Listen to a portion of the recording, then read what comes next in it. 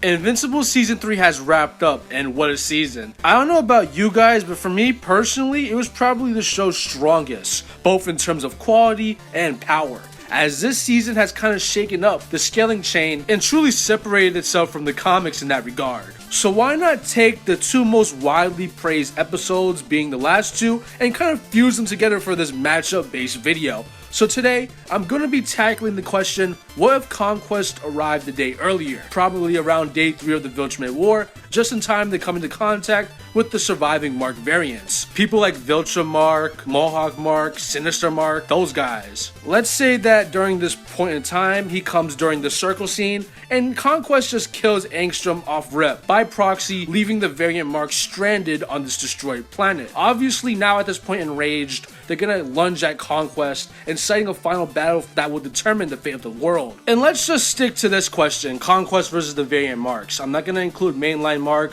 or any of the other running around heroes that were up and about during the final day of the war. Let's just say that Cecil tells all of the heroes to just back off or not to intervene, because as far as he's concerned, this fight is pretty much getting rid of two birds with one stone. And plus, I don't think it's too unrealistic for Mark not to interfere here. You know, he was just busy being the world's worst superhero during this time period. I mean, come on guys, he flaked on the world and his family for his girlfriend of a week. So maybe he just want to sit this one out. And with everyone just out of the way, we just find ourselves with one question. If Conquest arrived a day earlier, would the second strongest Viltrumite have what it takes to defeat these sinister Marks who are standing in the way of his mission? Or would Conquest find himself to be another casualty of this Invincible War? So if this video sounds interesting to you, then I suggest you stick around. But for right now, I'm gonna just be shilling my channel, as we're on the road to 100,000 subscribers and we hit 60,000 last week. I'm really grateful. And hey, if you're on the edge of subscribing, we post tons of shorts, a main video like this,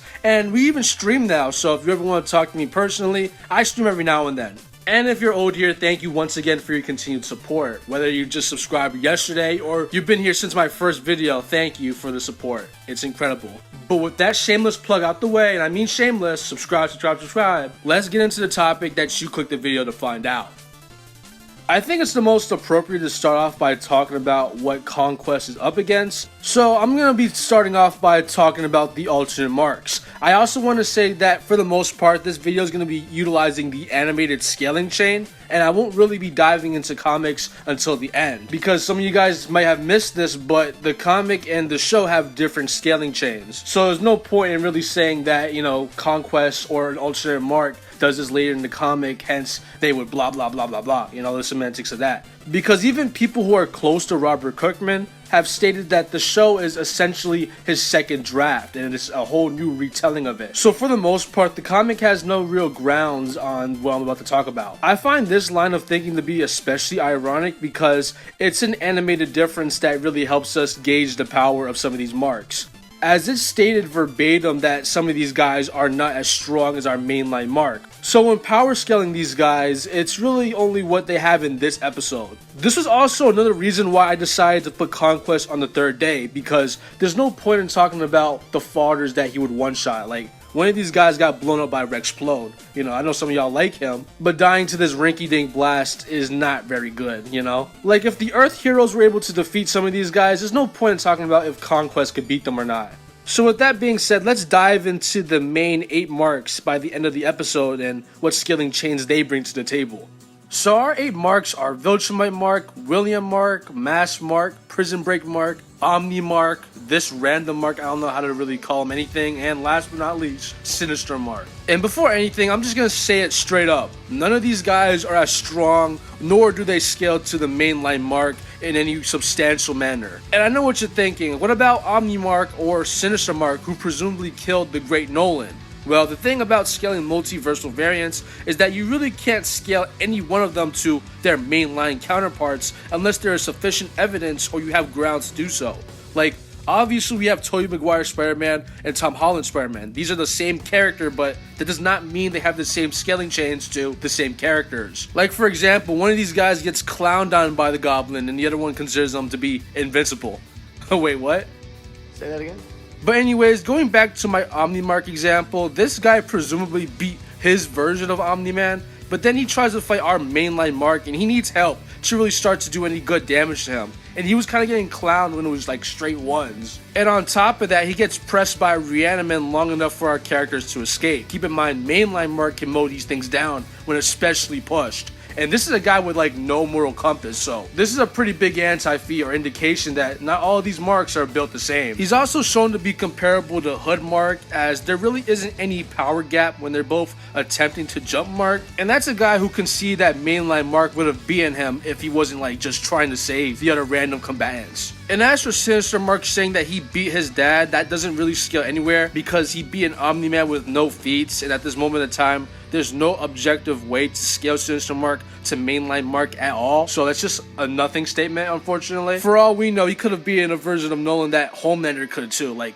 that's the semantics of scaling multiversal variants. Mohawk Mark isn't anything better, as he was casually beaten by mainline Mark once he actually started to get pressed by him. Viltrum Mark has nothing notable at all. He just fights some werewolves and destroys a couple of buildings. And the same could be said for Viltrumite Prison Mark, Mass Mark, and William Mark, as well as any other variants are still, they have just nothing. And I mean, is that it? Because if so, that's pretty underwhelming. And well, not exactly. Because I have one more method to try to quantify these guys' scaling.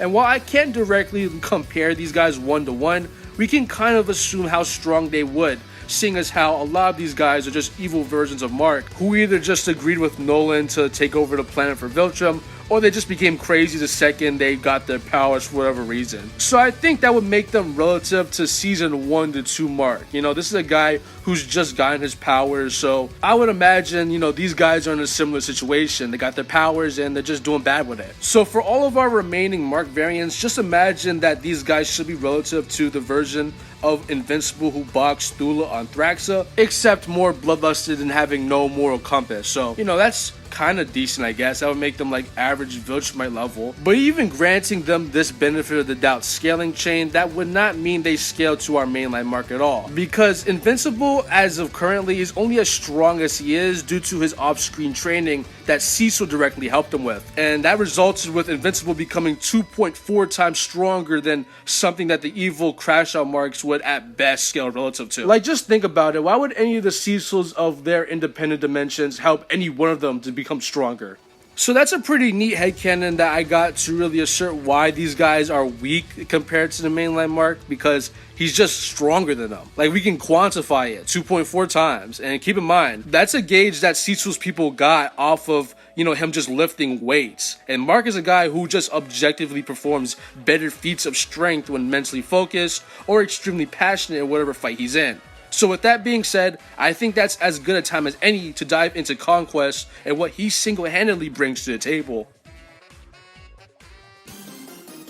This guy has only been in one episode of the series so far, and with that being said, man, this guy has some great inverse already. For starters, he's blatantly superior to Mark, a sentiment pretty obvious to anyone who's watched the episode. He plays around with him for like most of the fight, and even by the end when Conquest is reduced to one hand, it's still pretty obvious that he still had enough to beat an enraged Mark. Keep in mind, Mark had grown so much stronger up to this point due to his, you know, passion and adrenaline, that he was able to one-shot Conquest's metal arm, which was shown to do him in previously. And Conquest was gonna beat that guy if not for Eve. There's also the fact that Mark currently is implied to be stronger than his father Omni-Man. This sentiment comes based on your interpretation of the episode's end credit sequence, as Darkblood is likely talking about him when he says that the Earth has seen a surface dweller stronger than it ever has in like eons. Keep in mind, this is likely talking about Invincible, as Robert Kirkman has stated that the show will be adapting an unmade comic book arc that involved Invincible going to hell. So,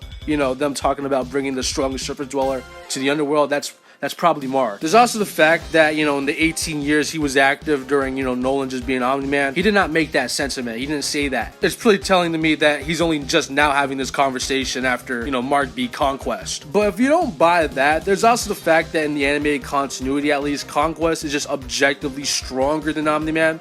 Literally, his OST's name is the second strongest Viltrumite, with the first being a reference to a certain aura farmer that you guys will meet next season. There is also the fact that the episode itself says that Conquest is stronger than Omni-Man, with Cecil's guys just stating, you know, pretty blatantly that they believe that this new invader could take out Nolan.